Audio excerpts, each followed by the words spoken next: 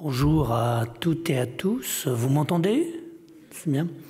Donc, Madeleine Ferrière est retenue malheureusement par un problème familial très sérieux et donc ne peut pas être des nôtres. Donc, elle m'a demandé de prendre sa place, ce qui est impossible, hein. Elle est irremplaçable sur le sujet, c'est vraiment la spécialiste de l'histoire des peurs alimentaires, qui a un peu révolutionné, on va dire, la question, qui a permis, au fond, de donner un coup de jeune à l'histoire de l'alimentation en l'ancrant sur les thématiques contemporaines. Donc je vais me contenter de lire le texte qu'elle m'a envoyé, sachant que, comme dans le domaine de la musique, c'est parfois difficile de regarder la partition et d'en tirer une bonne interprétation. Donc, soyez indulgents, veuillez m'excuser d'avance. Donc, Madeleine Ferrière n'est pas là, mais j'ai son texte. Voilà. Donc, on connaît tous cette phrase à l'emporte-pièce, si souvent répétée, « c'était mieux avant », avec son corollaire implicite, « demain ce sera pire ».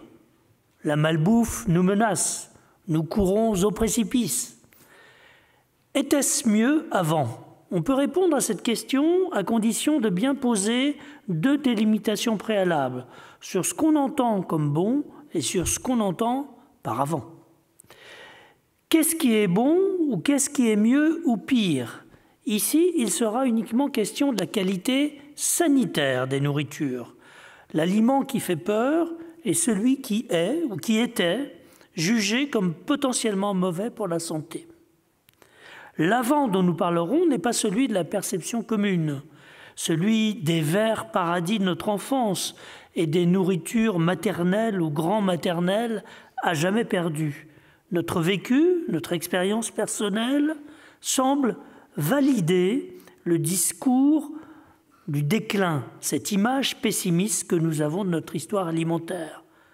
Ne nous laissons pas prendre à ce faux semblant, l'histoire et la nostalgie ne font pas bon ménage. Nous évoquerons ici une époque beaucoup plus lointaine, ce très long Moyen-Âge qui se termine en France et en Occident avec l'entrée dans la modernité alimentaire au cours du XIXe siècle.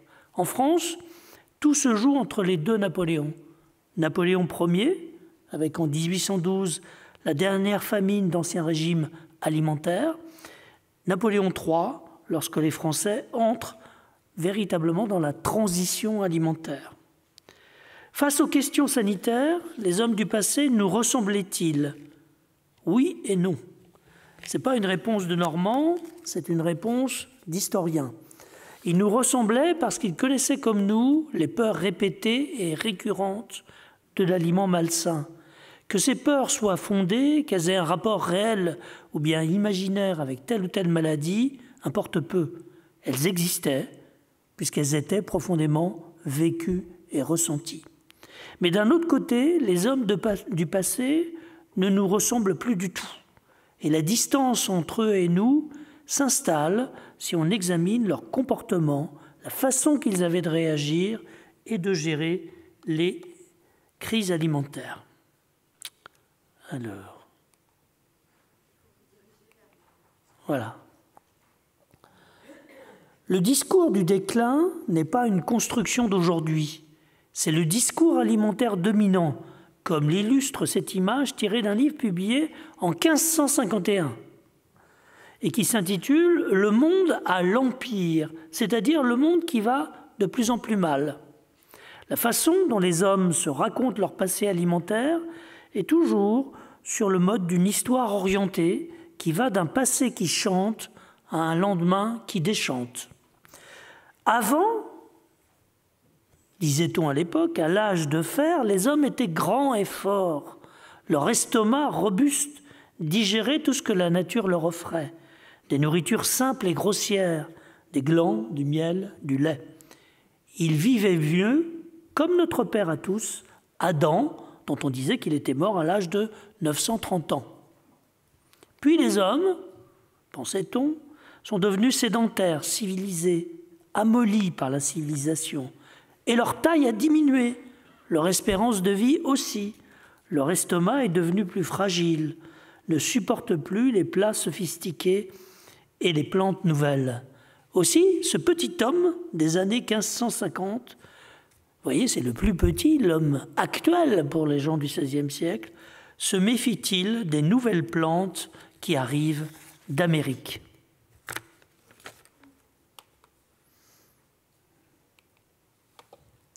Ce qui est bon pour des estomacs indiens, puisqu'on considérait que l'Amérique c'était les Indes occidentales, comme vous le savez, n'est pas adapté à des estomacs européens. La pomme de terre fait peur.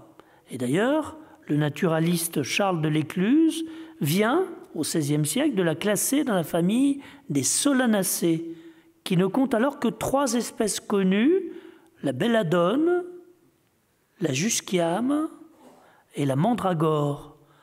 3 plantes qui vont mieux dans la marmite des sorcières que dans le pot-au-feu de tout un chacun. On connaît la suite, et il faudra plusieurs générations avant que la pomme de terre devienne bonne à penser et donc à manger. De quoi les hommes ont-ils peur? Ont-ils eu peur? Pour aller vite, de tout. La liste des aliments jugés à un moment ou à un autre potentiellement dangereux est longue. Elle ne comporte que 2 exceptions. Traditionnellement, anciennement, le lait et le miel. Pendant longtemps, le lait blanc est considéré comme innocent, exonéré de tout soupçon. Mais en 1865, tournant du XIXe siècle, c'est la grande alerte. Le biologiste français Vuillemin démontre que la peste pulmonaire des vaches et la phtisie des hommes ne sont qu'une seule et même maladie, la tuberculose. La peur de la tuberculose réunit 2 ingrédients explosifs, la contagion de l'animal à l'homme et, comme cible, un public très fragile qui comprend les malades et les enfants en nourrice. Le grand calmant de cette peur sera, comme vous le savez, l'invention de Pasteur et le procédé de stérilisation du lait qui porte son nom, la pasteurisation. Après le lait, le pain. Sous Louis XIV, le pain que viennent vendre ces paysans qu'on voit là à gauche, des environs de Paris et qu'on appelle le pain de Gonesse, est un pain traditionnel, fabriqué avec 3 ingrédients, de la farine, qui est de plus en plus blanche, de l'eau et du levain. En revanche, dans Paris, les boulangers commencent à fabriquer un pain nouveau, un pain à la levure de bière. C'est un petit pain dit mollet, léger, qui a des yeux, comme l'aime le consommateur parisien, et qui peut se vendre plus cher. Il a un autre avantage, il permet d'économiser 1/3 du temps de pétrissage. En 1668, le scandale éclate. Le pain à la levure est-il vraiment bon pour la santé? Cette écume sale de la bière que les femmes transportent chaque matin des brasseries artisanales aux boulangeries n'était-elle pas nocive? L'affaire est d'une telle importance que les gens du roi, son lieutenant de police, la Reynie, puis Louis XIV lui-même, s'en emparent. Des assises du pain sont convoquées. C'est la première fois que dans l'histoire, on voit réunis des savants, des médecins et de simples consommateurs pour décider s'il y a ou non un risque sanitaire. Soumis au vote démocratique de cette commission, de ces assises, le pain à la levure obtient une très courte majorité. On s'en méfiera encore longtemps. Passons du boulanger au cabaretier qui débite le vin. Sans quitter le registre alimentaire, car le vin est considéré alors comme un aliment et non pas seulement comme une boisson. Le vin suscite 2 peurs chroniques. D'abord celle de la manipulation, de la falsification. L'ajout d'eau n'est pas pratiqué alors, et pour cause, nous sommes dans un temps de refroidissement climatique, c'est le petit âge glaciaire du temps de Louis XIV. Les vins sont faibles, peu chargés en alcool, et ils tournent vite à l'aigre. Quand le cabaretier allonge son vin, c'est pour le rendre plus coloré ou bien pour l'adoucir. Un additif en vogue est la litharge, ou la céruse. Ce sont des dérivés du plomb, comme vous le savez, faciles à faire à partir de vinaigre bouillant ou faciles à acheter et bien moins chers que le sucre. S'il n'y avait que la fraude intentionnelle, mais il y a aussi des risques que le cabaretier ne connaît pas et que le médecin commence seulement à soupçonner. Regardez comment on sert le vin dans un pichet d'étain, et cet étain est un alliage au plomb. Il sert sur un comptoir en zinc, le comptoir est en pente, et le vin qui tombe sur le comptoir ne se perd pas. Il est récupéré dans un tonneau à l'arrière, après s'être chargé de nouvelles particules métalliques.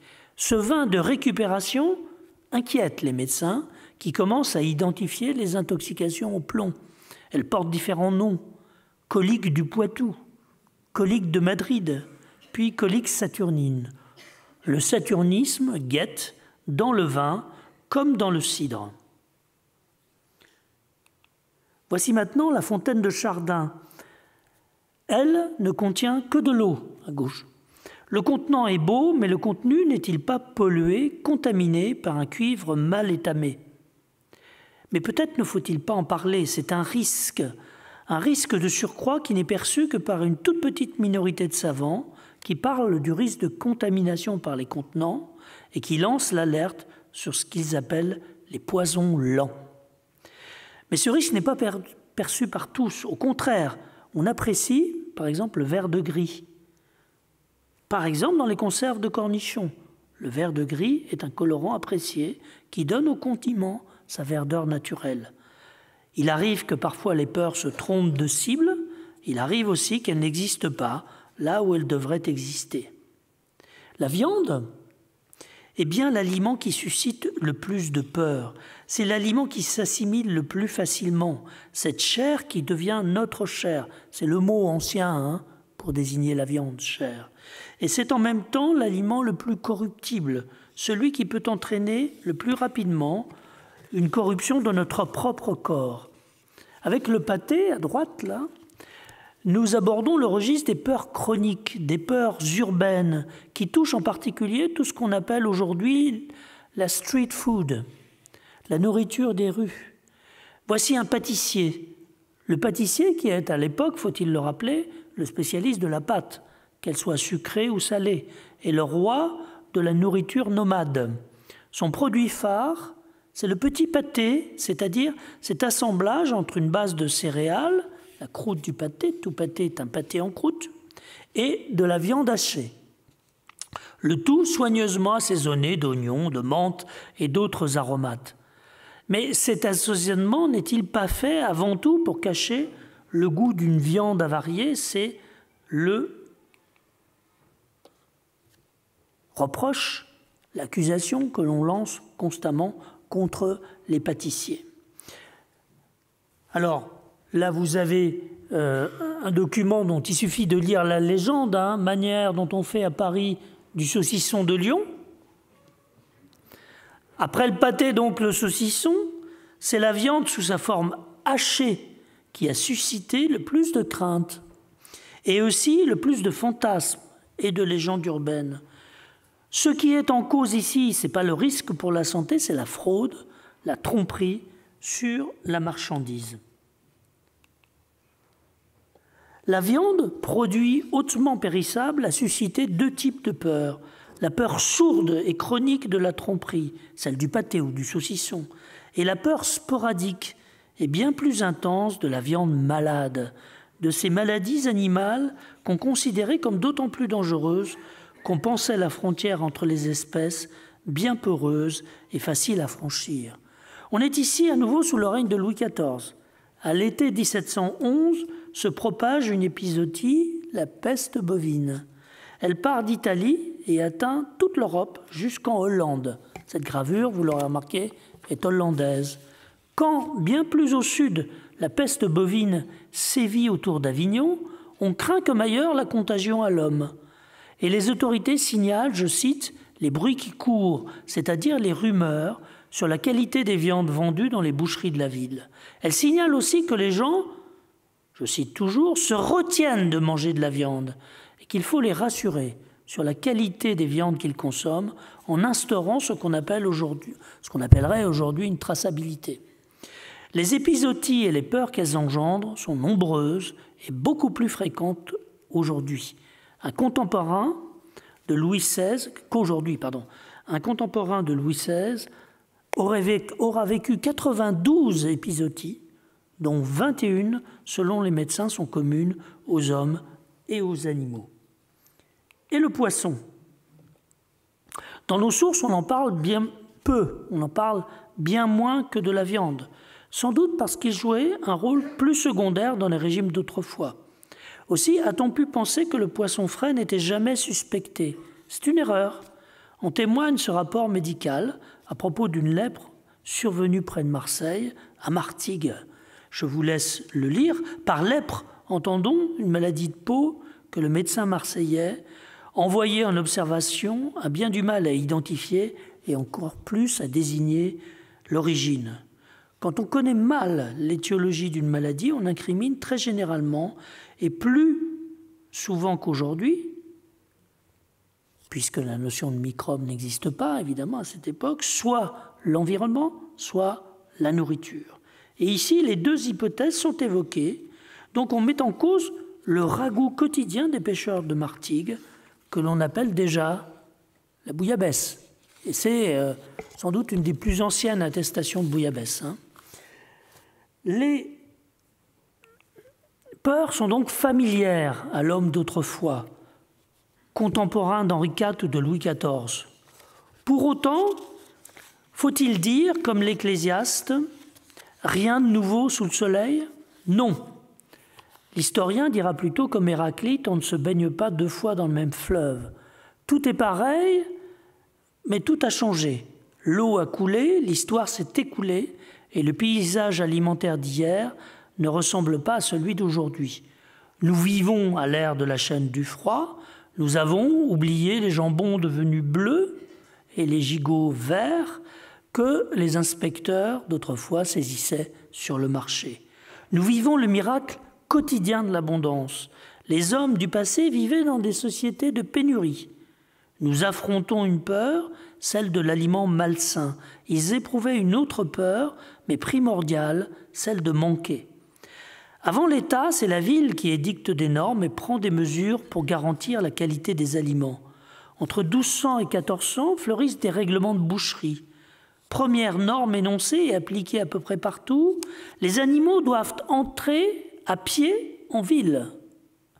Deuxième norme, ils doivent être abattus sur place. La boucherie fait abattoir et vendue dans des délais très courts.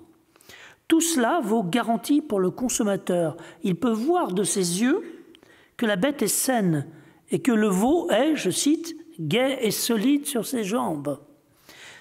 Que le mouton marche droit, n'est pas affecté de la tremblante du mouton par exemple. Il peut voir aussi cette bête abattue sous ses yeux et le sang couler dans la rue. Voilà ces garanties. En fait, le système sanitaire d'autrefois repose moins sur la vigilance de la ville ou du seigneur que sur celle du consommateur lui-même. On voit que cela implique un rapport à l'animal, au sang, à la viande, qui n'existe plus. Les mangeurs étaient alors zoophages. Ils recherchaient dans la viande l'animal qui en était à l'origine. Nous sommes devenus sarcophages, tentant d'éloigner au maximum l'animal dans la viande que nous mangeons. C'est une distinction classique des anthropologues. La création des abattoirs, à partir de 1820, l'éloignement du centre des villes traduit un lent changement de sensibilité. On veut toujours savoir d'où provient la viande, savoir d'où elle provient, mais on ne veut plus la voir.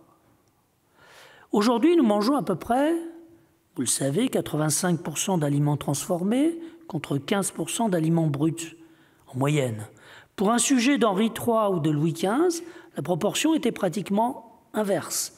Il achète un morceau de viande, des choux, il les transforme en un pot-au-feu. Le mangeur vigilant d'Ancien Régime est son propre expert. Sur le marché, il sait acheter et on le voit renifler, palper, déguster. La vente à la dégustation est alors licite. En cuisine, il connaît les précautions et surtout celles qu'il juge essentielles, c'est-à-dire bien cuire. La cuisson étant cette sorte de prédigestion qui facilitera le travail d'assimilation. Finissons en retournant à la nourriture primordiale, le pain. Donnez-nous notre pain quotidien. Cela signifiait pour certains une mince pellicule de riche au sommet de la société. Donnez-nous un pain bien blanc, de pur froment, avec de la levure ou sans. Pour tous les autres, cela signifiait seulement « donnez-nous du pain » et peu importe le mélange. Louis XIV régnant, les Français consomment encore plus de seigle que de froment, avec ce risque avéré depuis longtemps, manger une farine contaminée par l'ergot de seigle, ce cryptogramme toxique provoquant une maladie qu'on appelait au Moyen-Âge le mal des ardents ou le feu Saint-Antoine. L'ergotisme sévit au siècle suivant, mais se limite à une forme gangréneuse, assez spectaculaire quand même, et à certaines régions humides comme la Sologne. La Sologne est un observatoire privilégié pour les médecins des Lumières, venus de Paris expertiser ce qu'ils appellent la gangrène des Sologneaux. Et ils s'étonnent. Pourquoi les Sologneaux mangent-ils du pain de seigle ergoté alors qu'ils savent les risques encourus? Ils sont, disent-ils, plus bêtes que leurs poules, qui, elles, se gardent bien de picorer les grains ergotés. Imbéciles, les Sologneaux? Pas vraiment. Le pain qu'ils font est un pain de mélange, où ils ajoutent une dose de farine, contaminée à la farine saine de l'année précédente, suivant un dosage précis, 1/16e, puis 1/12e si la pénurie persiste. Ils prennent des risques, mais calculés, celui d'atteindre le premier stade de la maladie, avec les symptômes caractéristiques de l'ivresse ergotique, ses hallucinations et les rêveries douces, comme on dit à l'époque. Et l'on sait aujourd'hui que la composition de l'ergot, comme vous savez, est très proche de celle du LSD. Enfin, il y a un lien entre les deux. Des imbéciles? Non. Des hommes qui ne pensaient pas comme nous en termes binaires, c'est-à-dire le risque est présent ou il est absent. Pour eux, le risque zéro n'existe pas. Et le choix, il est entre deux dangers. Le danger de mourir de faim ou celui de risquer la maladie et l'amputation. Il y a pour eux un risque acceptable et un risque gradué, calculé. Les émotions, les peurs du mangeur d'autrefois sont donc comparables aux nôtres, mais sa gestion du risque, ses comportements ne sont pas ceux du consommateur d'aujourd'hui. Je vous demande d'applaudir Madeleine Ferrière.